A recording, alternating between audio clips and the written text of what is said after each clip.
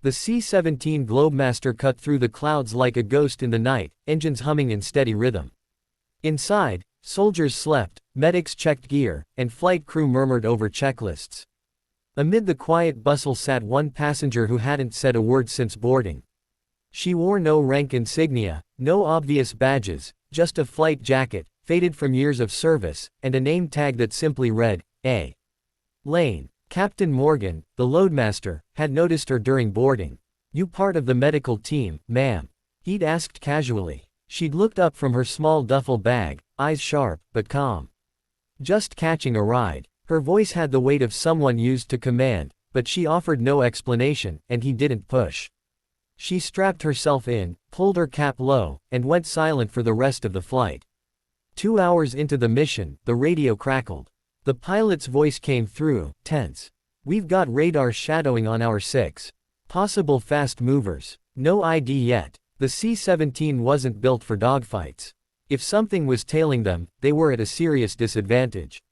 The pilot's voice again, more urgent this time. "This is Atlas 1. Unidentified aircraft at bearing 280, closing fast. Requesting identification." No response. The crew shifted nervously. The loadmaster glanced toward the quiet woman, who hadn't moved. Then she did. Calmly, she unbuckled her harness, walked to the cockpit door, and knocked twice. The co-pilot opened it, startled to see her there. "Ma'am, we're in the middle of." "Let me see your radar feed," she said evenly. The pilot hesitated but turned the screen. She leaned over the console, scanning the data with a practiced eye. "2 F-22s. They're testing your response time," she murmured. The co-pilot frowned. "How can you tell?" "Because they're not just flying pattern, they're probing your signal gaps," she said, pointing. "Standard behavior for an unannounced patrol exercise."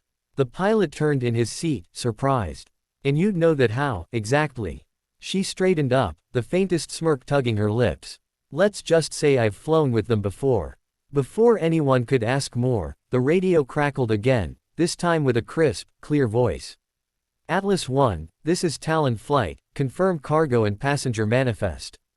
The pilot replied, "Talon Flight, this is Atlas 1. We're on humanitarian transport. No classified cargo." A pause. Then the F-22 pilot spoke again, slightly skeptical. "We've got orders to confirm one unidentified passenger on board. Requesting identification." The C-17 pilot shot a look over his shoulder. The woman was already moving forward, her tone steady but low. "Patch me through." The pilot blinked. "Excuse me. Radio. Now." Something in her eyes, an authority that brooked no argument, made him obey. He switched to open comms. She leaned close to the mic, voice cool, controlled. "Talon Lead, this is Ghost Viper. You're painting friendly transport on radar without transponder coordination. Check your IFF protocol." For 3 seconds, there was total silence on the channel. Then a voice came back, but it was no longer skeptical, it was stunned. "Ghost Viper. Say again." "You heard me," she said, tone sharp now. "And if you don't peel off that tail formation in the next 10 seconds, I'll assume you've forgotten your own training briefings." The F-22s broke formation instantly. Through the cockpit window, the crew saw 2 sleek shadows banking hard, engines flaring as they repositioned at a safe distance. The pilot of the C-17 just stared. "Ghost Viper," he repeated quietly. She gave a short nod. "That's what they called me." Within moments, the comms channel lit up again, but this time with respect. "Ma'am, Ghost Viper, ma'am, didn't know you were aboard. Command didn't brief us." She smiled faintly. "That's the point of being retired." The voice from the F-22 carried a mix of awe and disbelief. "Ma'am, it's an honor. I trained under your flight records. You're the one who flew the blackout sortie over Kandahar, right?" "Different war, same sky," she replied, her tone softening just a touch. The radio went quiet again, the kind of silence born of reverence. Then came the voice of the second F-22 pilot.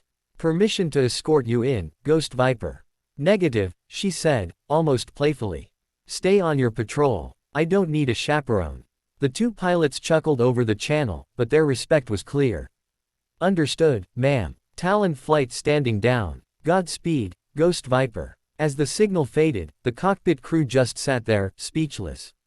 The pilot finally exhaled. "Ma'am, With all due respect, what the hell are you doing riding on a supply bird?